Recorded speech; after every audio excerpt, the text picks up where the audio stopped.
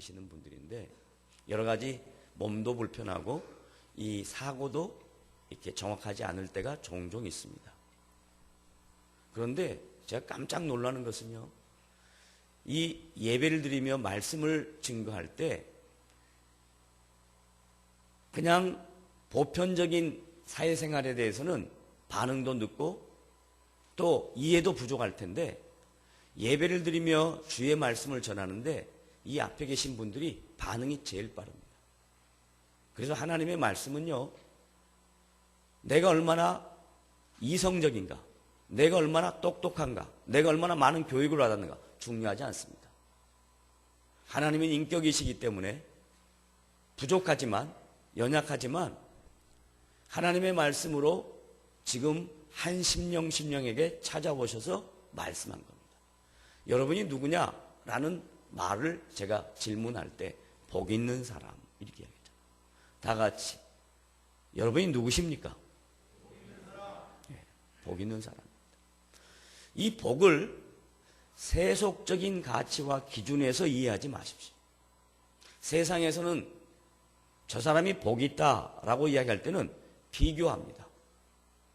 다른 보편적인 사람보다 생활이 우월하든지 아니면 삶의 모든 조건들이 나보다 우월할 때에 비교해서 복 있는 사람이다 이렇게 이야기합니다.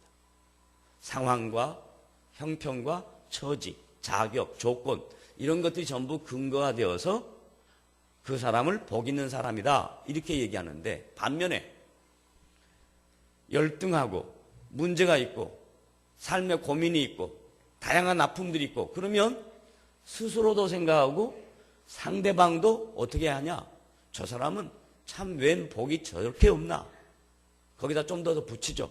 지질이 더 복이 없네 이렇게 하죠. 이건 세상의 기준입니다. 신자는 예수를 믿는다는 것은, 하나님의 통치를 받는다는 것은, 하나님의 말씀을 믿고 산다는 것은 상황과 자격과 조건을 근거로 해서 내가 누구인가 상대적인 자기를 보는 게 아니라 온 우주 만물을 창조하시고 그리고 지금도 살아서 역사하시고 나와 함께 하시고 우리를 사랑하시고 우리의 곁에서 늘 지키시고 보호하시는 그 인격적인 하나님이 여러분 각자에게 찾아오셔서 너는 예수 그리스도로 인하여 복받은 자다 이렇게 말씀합니다. 믿으십니까? 그러므로 여러분은 이렇게 저와 함께 따라 하셔야 합니다. 나는 예수님 때문에 뭐한 자라고요? 복받은 자입니다. 너무 중요한 원리이고 변할 수 없는 진리인데, 이 중요한 변할 수 없는 원리와 진리가 자꾸 예배를 마치고 여러분의 삶에 돌아가서 현실에 부딪히면 이것이 자꾸 희박해진단 말이에요. 그럴까? 이렇게 된단 말이죠.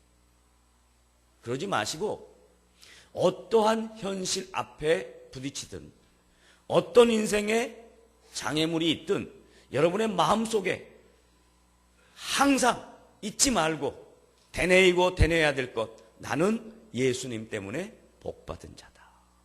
나는 예수님 때문에 복받은 자다. 다시 한번 시작. 그럼 복받은 자면 이 표정이 달라지기 시작합니다. 나는 예수님 때문에 복받은 자라고 해놓고 인상은 팍 쓰고 있는 거예요. 목사님이 시키니까 어쩔 수 없이. 그런데 정말로 여러분이 저와 함께 나는 예수님과 함께 복받은 자다라는 것을 인격적으로 고백하기 시작하면 달라지기 시작합니다. 왜냐하면 환경을 넘어서거든요. 눈에 보이는 현실만 보지 않거든요. 그 뒤에 이루어지는 하나님의 통치를 보거든요. 자, 이제 복받은 자에 대한 개념을 설명합니다. 성경에서 말하는 복이라는 개념은 무엇인가? 세상 사람들이 아까 말했던 현상적인 것을 복으로 성경에서는 얘기하지 않고, 성경에서 말하는 복은 하나님이 우리와 함께 하신다. 또 다른 의미는 하나님이 우리의 전 인생 속에 간섭하시고 통치하신다는 거예요. 이 말을 너무 어려운 표현으로 하지 말고 쉽게 얘기하면, 여러분이 어디를 가든지 무엇을 하든지 여러분은 여러분의 혼자의 인생을 사는 것이 아니라 여러분의 인생 속에 하나님이 함께 하시고 계신다는 것을 믿으시기를 바랍니다. 이게 복입니다. 이게. 그러니까 내가 어디를 가든지 무슨 일을 하든지 하나님이 나와 함께 합니다. 이 정리를 정확하게 해놓고 나면 초대교회 성도들의 삶 속에 사도 야고보가 지금 위로하고 권면하고 도전하려고 했던 오늘 본문이 이해되기 시작합니다. 우리 한글 성경은 이렇게 되어 있습니다. 다시 야고보서 1장 12절 다 같이 한번 읽어봅니다. 시작.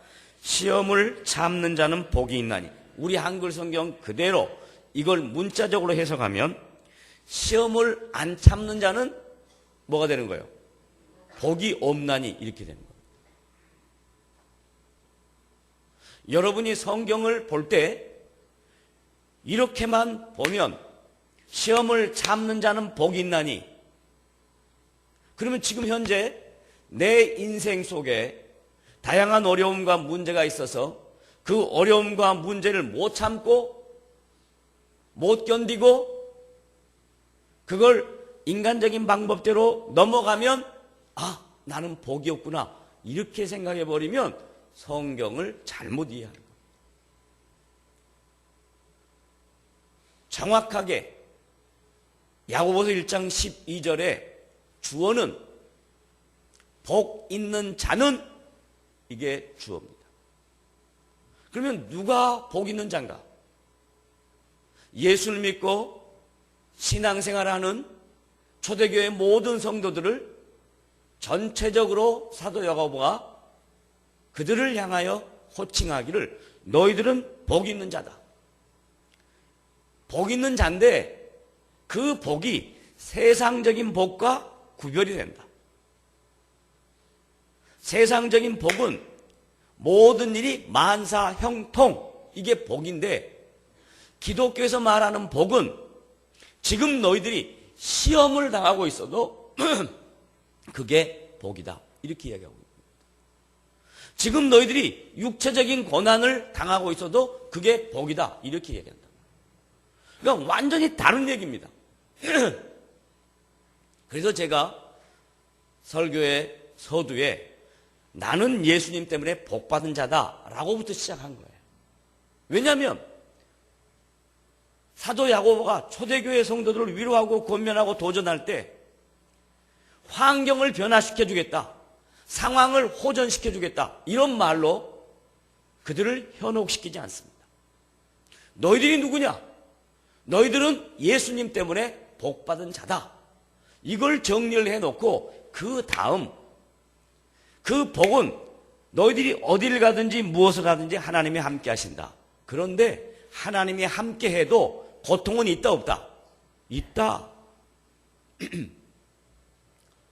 많은 영적 지도자들이 이 부분을 정리를 못합니다.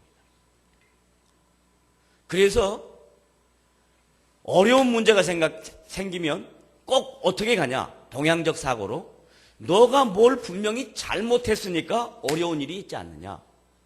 이게 인과입니다. 원인과 결과입니다. 응보.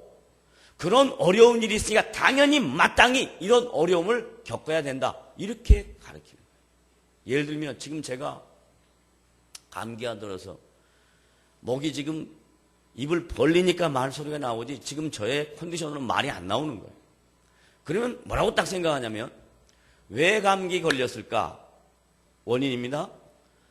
그래서 나름대로 여러분 각자 그 감기 걸린 원인들을 분석합니다. 에? 거기다 좀 더 하면 여기까지 나갑니다. 기도를 안 하니까 감기를 걸렸다. 이렇게까지 나갑니다. 매사에 전부 다 거기다 갖다 때려 맞춥니다. 그러면 그게 맞는 것 같을 때가 있어요. 그러나 성경은 우리를 그런 식으로 신앙을 이끌어가지 않습니다. 하나님은 우리를 그렇게 조잡하게 비인격적으로 이렇게 이끌어가지 않습니다.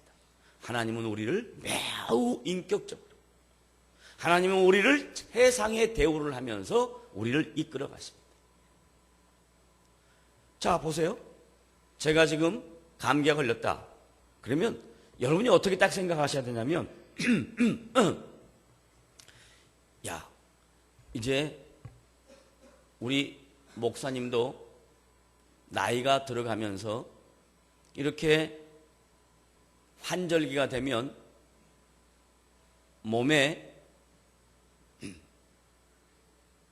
바이러스가 공격해 오면 그걸 이겨낼 만한 힘이 없나 보다. 이걸 이길 수 있는 힘은 어떻게 하면 되냐? 노골적인 표현은 좀 삼가고 건강에 좋은 음식을 먹이면 된다. 이렇게 생각을 해야 이게 정상적인 인생이요. 이게 정상적인 믿음이요. 그런데 이걸 어떻게 생각하냐면 왜 감기에 걸렸냐? 이런 원인 때문에 그랬지 않았냐? 그러니까 이런 결과가 생기지 않았냐? 이렇게 동양적인 가치와 동양적인 사고로 인과응보로 신앙을 이해하면 완전히 똑같은 말을 하고 똑같이 신앙생활하고 똑같이 교회를 하는데 완전히 다른 길을 가고 있습니다. 지금 사도 야고보는 초대교회 모든 성도들에게 너희들이 그리스도 예수 안에서 복받은 자다. 그리고 복받은 자는 하나님이 함께한다. 하나님이 너희가 무엇을 하느냐 함께한다. 그래서 위로합니다. 격려합니다. 그런데 위로와 격려로 끝나지 않고 거기다 도전을 딱 던집니다. 너희들이 하나님이 함께한다고 해서 인생살이에 어려운 일이 없는 게 아니다. 인생살이에 분명히 어려운 일이 있다. 그걸 뭐라고 이야기했냐? 시험이라고 이야기했고 시련이라고 이야기했다. 그걸 잘 참아라. 그걸 잘 견뎌라. 왜? 시련과 시험을 나 혼자 견디는 것이 아니라 내가 복받은 자가 되었고 하나님이 늘 나와 함께하고 하나님이 내 인생에 다양한 어려움들이 있을 때 모르지 아니하시고 아시고 하나님이 우리와 함께 동행해 주실 것이기 때문에 그런 어려움들 앞에서 견뎌낼 수 있는 너의 인격적 반응을 보여라. 이게 지금 신앙의 내용입니다. 시험을 참고 어려움을 견디는 자만 복 있는 자라면 성품적으로 조그만한 것도 어려운 일이 있으면 하기 싫어하는 사람은 절대 복을 받지 못하죠.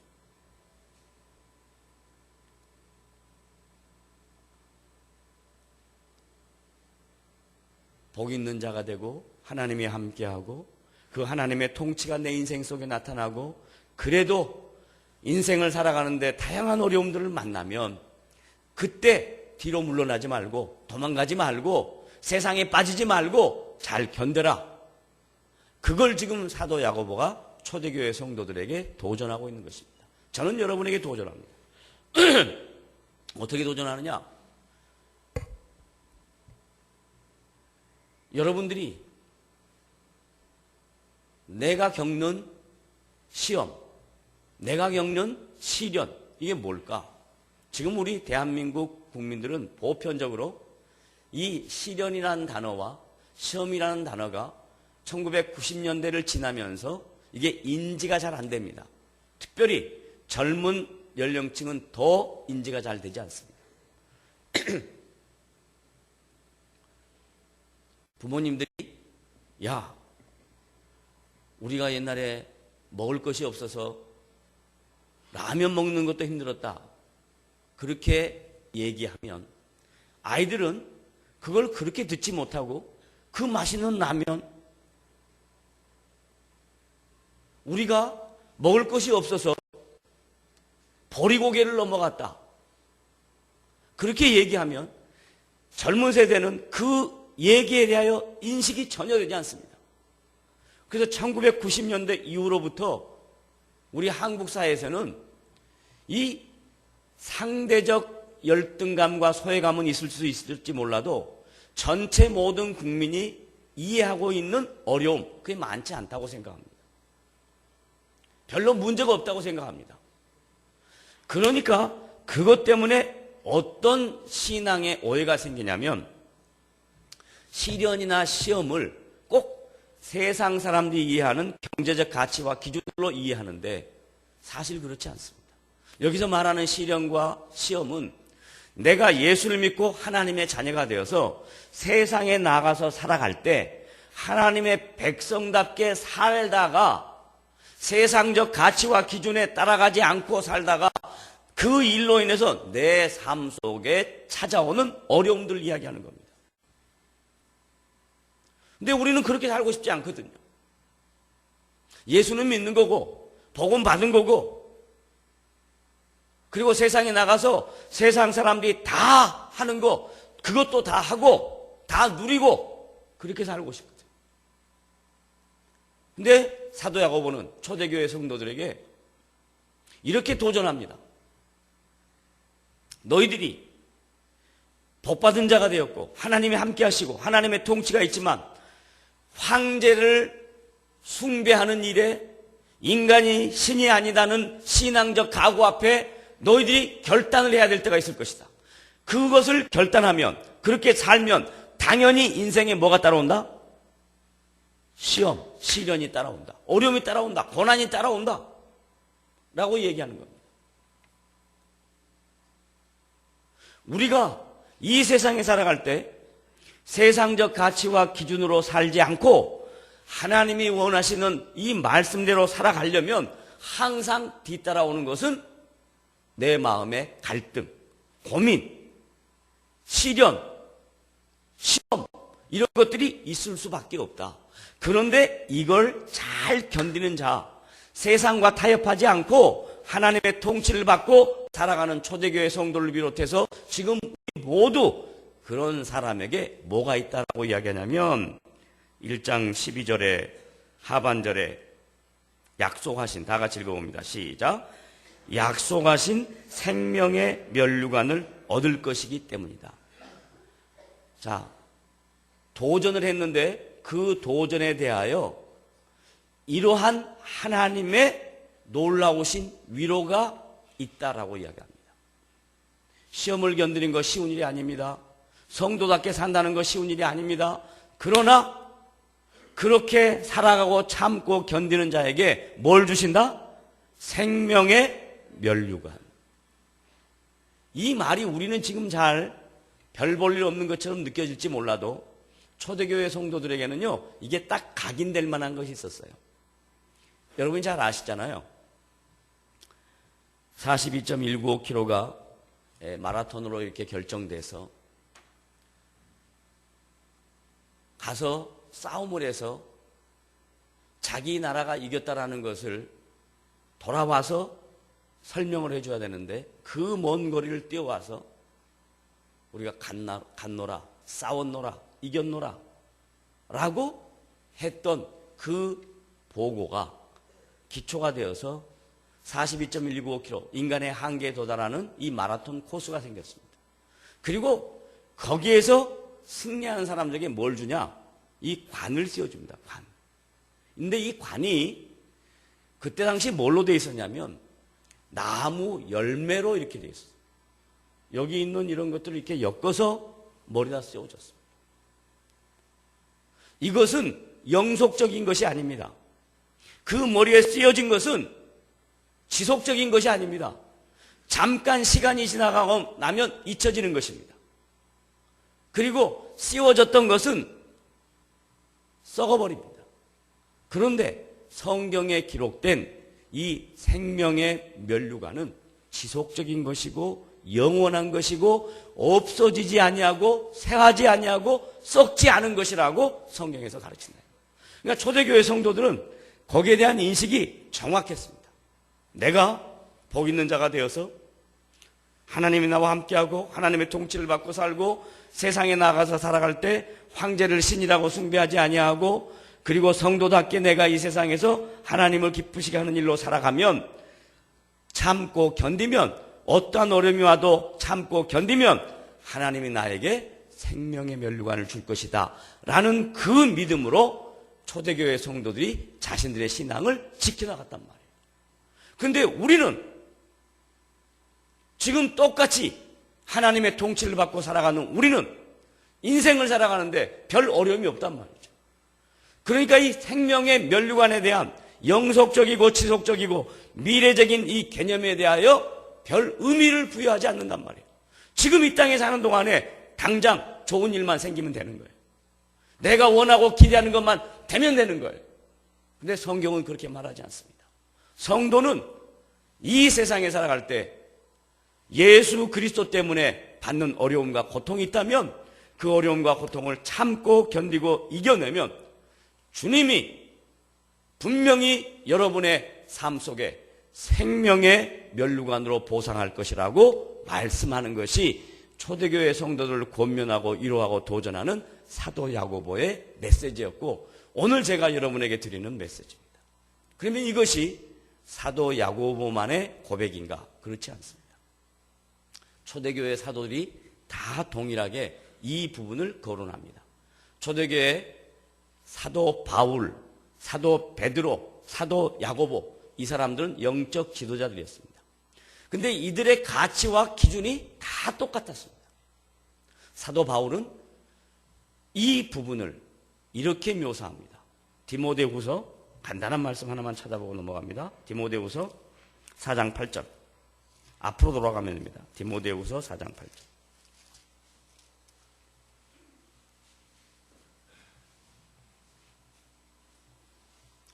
4장 7절부터 자, 다 같이 읽습니다. 시작. 나는 선한 싸움을 싸우고 이 선한 싸움을 야고보식 표현으로 이야기하면 뭐냐? 시련입니다. 시련. 이걸 싸우고 잘 참고 견디면 그 다음에 시작. 나의 달려갈 길을 마치고 믿음을 지켰으니 야고보식 표현. 견디고 참았더니 그 다음 8절 시작. 이제 후로는 나를 위하여 무슨 면류관? 의의 면류관. 방금 전에 사도 야고보는 무슨 면류관? 생명의 면류관. 자, 의의 면류관이 그 다음 뭐예요? 예비되었으므로 주 곧 의로우신 재판장이 그날에 내게 주실 것이며 내게만 아니라 중요한 표현입니다. 내게만 아니라 그 다음 시작.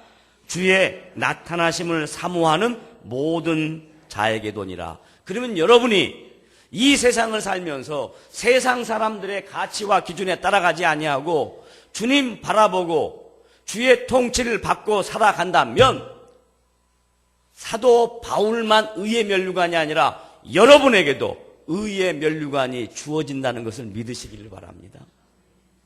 그것이 신앙생활입니다. 그 다음에 사도 베드로는 이걸 좀 더 풀어서 설명합니다. 베드로 전서 좀 뒤로 넘어가면 됩니다. 베드로 전서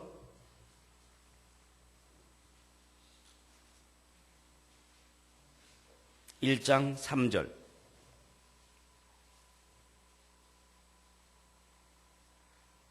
다 같이 함께 읽습니다. 시작. 우리 주 예수 그리스도의 아버지 하나님을 찬송하리로다. 그의 많으신 긍휼대로 예수 그리스도를 죽은 자 가운데서 부활하게 하심으로 말미암아 우리를 거듭나게 하사. 이게 뭐냐면 복받은 자여 이 표현입니다. 사도 야고보의 표현 복받은 자여. 그 다음에 산 소망이 있게 하시며 산 소망이 뭐냐? 영광의 면류관, 생명의 면류관, 의의 면류관이에요. 이 산 소망이 있게 하시며 그걸 설명합니다. 4절 시작. 썩지 않고 더럽지 않고 새하지 아니하는 유업을 잊게 하시나니 곧 너희를 위하여 어디에? 하늘에 간직한 것이라. 봐보세요. 의의 면류관, 생명의 면류관, 영광의 면류관, 이 모든 면류관들은 이 땅에서 받는 거예요? 아니면 주님의 나라에서 받는 거예요? 하늘에 있는 것이다. 하늘에 있는 것이다. 그러니까 세상 사람들은 그 다음 미래는 관심이 없습니다. 오늘, 지금 나에게 무슨 의미가 있냐? 이게 세속적 가치관입니다. 성도는 아무리 이 세상이 힘들고 어렵고 고통스러워도 여기서 끝나는 것이 아니라 다음 주님의 나라가 있다는 것을 믿고 사는 것이 성도와 세상 사람들의 차이입니다.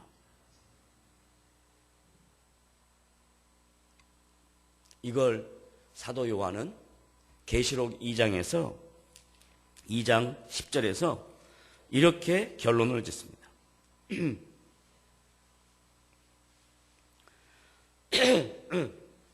2장 10절 하반절 제가 읽겠습니다. 여러분 따라만 하십시오. 내가 죽도록 충성하라. 따라하세요. 내가 죽도록 뭐하라? 충성하라. 그리하면 내가 생명의 면류관을 내게 주리라. 예, 여기서 충성하라는 말은 뭔 말이냐? 처음 가졌던 마음을 끝까지 주님 오시는 그날까지 변함없이 지속적으로 계속 똑같은 일의 반복을 오늘도 하고 내일도 하고 모레도 하고 글피도 하고 그글피도 하고 그게 신앙생활이다라고 이야기하는 겁니다. 신앙생활은 어느 날 갑자기 뭐가 펑 터지는 것, 그건 한두 번 있는 일이고 신앙생활이라는 건 매번 주어진 일, 오늘도 똑같이 아침에 일어나고 주어진 일 하고 그리고 먹고 자고 싸고 건강하고 또 저녁에 자고 그걸 하면서 하나님을 생각하면서 하는 것입니다. 하나님의 통치를 바라보면서 하는 것입니다. 세상 사람들은 지금 오늘 나에게 이것이 얼마나 유익이 있느냐 이걸 따지지만 저와 여러분은 지금 나에게 유익이 없어도 비록 내가 힘이 들어도 비록 내가 고통 가운데 있어도 이것으로 끝나는 것이 아니라 영원한 나라에 나에게 주어질 생명의 면류관, 영광의 면류관, 승리의 면류관, 부활의 면류관, 썩지도 아니하고 새하지도 아니하는 더럽지 아니하는 이 놀라운 유업을 하나님이 나에게 주셨다고 하니 내가 얼마나 복받은 자인가. 결론입니다. 이제 서론에 여러분은 그리스도 안에서 어떤 자라고 그랬습니까? 복받은 자입니다. 왜 복받은 자인가? 하나님이 나와 함께 하시기 때문에 그렇습니다. 근데 이 세상에 사는 동안만 하나님이 나와 함께 하시는 것이 아니라 나의 인생을 마감하는 날 여러분의 인생 속에 하나님이 면류관을 씌워주시고 너가 죽도록 충성했구나. 처음부터 끝까지 변하지 않냐고 오늘도 동일한 일을 잘 감당했구나. 내가 너에게 생명의 면류관을 주노라 하시는 그 주님의 음성이 오늘 저와 여러분에게 있다면 사도 야고보가 초대교회 성도들을 위로하고 권면하고 도전한 것처럼 저는 여러분을 위로했습니다. 여러분이 복받은 자라고 했습니다. 여러분을 권면했습니다. 하나님이 여러분과 함께 하신다라고 권면했습니다. 그리고 저는 여러분에게 도전합니다. 하나님은 여러분과 함께 하심으로 여러분의 인생 속에 어떠한 고난과 어려움이 온다 할지라도 두려워하지 말고 무서워하지 말고 놀라지 말고 그 고난과 시련은 모든 성도에게 주어진 하나님이 나를 훈련시키는 과목이니 이걸 오늘도 충성하고 내일도 충성하고 참고 견디면 하나님이 나에게 영원한 복으로 함께 하실 것을 믿고 한 걸음 한 걸음 나가는 복된 하나님의 나라의 성도들이 되시기를 주님의 이름으로 부탁을 드립니다. 사도 야고보의 1장 12절 말씀이 오늘 이렇게 저와 여러분에게 주어진 것입니다. 다음 주에는 다른 내용의 시험, 템프테이션, 유혹에 대한 말씀을 함께 생각하도록 하겠습니다. 제가 여러분에게 부탁드리고 싶은 것은 오늘 이 예배를 마치고 돌아가서 목사님이 하신 말씀을 기억하려고 생각하지 마시고 오늘 선포된 말씀의 내용을 자꾸 묵상을 해 보십시오. 그리고 다음 주에 선포될 말씀을 미리 읽어보고 생각을 해 보시길 바랍니다. 그렇게 예배에 참여한 사람하고 아무 생각 없이 왔다가 오늘 여기 읽으니까 딱 읽어가지고 이렇게 예배에 참여한 사람하고 완전히 다릅니다. 여러분은 하나님의 말씀 안에, 여러분은 하나님의 말씀을 사모하여, 여러분은 하나님의 말씀을 받아 여러분의 가치관의 전이가 생기기 위해서는 말씀을 계속 묵상해야 됩니다. 묵상하고 묵상하고 또 묵상하고. 오늘 제가 전한 말씀은 베드로전서 1장 12절이죠. 야고보서는 안 해. 오늘 어디라고요? 야고보서 1장 12절. 여러분은 누구라고 했습니까? 복음입니다. 복음 뭐라고 했습니까? 하나님이 함께 하신다고 했습니다. 하나님이 함께하면 어려움이 있습니까? 없습니까? 있습니다. 제발 이 부분에서 헷갈리지 않기를 부탁드립니다. 수많은 한국교회 성도들이 하나님이 나와 함께하는데 만사형통 이루고 살고 있습니다. 다 헷갈립니다. 그러니까 형통이 안 되면 기도가 안 해서 그렇다. 너가 뭐 열심을 안 내서 그렇다. 전부 여러분의 마음속에 부담을 줍니다. 그건 옳은 내용이 아닙니다. 진정한 신자의 가는 길에는 기도하기 싫을 때가 있어요. 그러면 하나님도요, 우리가 기도 안 해도 가만히 있어요. 왜? 성경 말씀이 뭐라고 말한 줄 아세요? 너희들이 계속 입을 벌려야, 계속 기도를 해야 하나님이 안다. 그거 아니다. 기도 안 해도 내 손이 짧아서가 아니다. 내가 못 들어서가 아니다. 하나님의 때와 하나님의 방법이 있다. 그때까지 기다려라. 기도하기 싫으면 하지 마세요. 그러면 언젠가는 다시 하게 될 테니까. 하나님은 우리를 몰아치는 하나님이 아니라 우리를 하나님의 방법으로 인격 앞에 항복시키시는 하나님입니다. 봐라, 네가 생각한 대로 안 되지? 내 생각대로 될 거야. 내 생각대로 될 때까지 기다려. 그러면 기다리는 게 맞습니다. 그걸 대가리를 들이대면서 왜 안 주는 거야? 안 주면 며칠 동안 굶어버릴 거야. 나 죽어버릴 거야. 그럼 하나님 뭐라 그러냐면 네 마음대로 해라. 그렇게 하지 마세요. 하나님을 인격적으로 만나시고 그 인격적인 하나님 앞에 여러분이 굴복당하시길 바랍니다. 하나님을 굴복시키지 마시고 하나님 앞에 여러분이 굴복되시기를 주님의 이름으로 부탁을 드립니다. 기도하겠습니다.